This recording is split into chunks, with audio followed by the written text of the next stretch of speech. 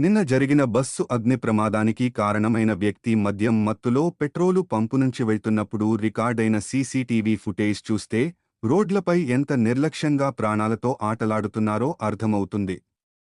ఇలాంటి ప్రమాదకర డ్రైవింగ్ చేసే వారిపై పోలీసులు వెంటనే చర్యలు తీసుకోవాలి.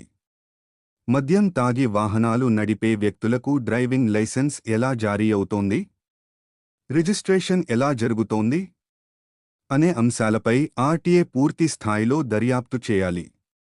భారతీయుడు సినిమాల చేతివాటాలు ఏమైనా అందుతున్నాయా?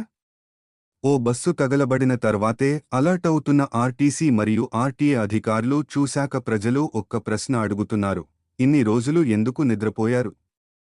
ప్రమాదం జరిగిన వెంటనే కనిపించే ఈ తాత్కాలిక తనిఖీలు కాదు.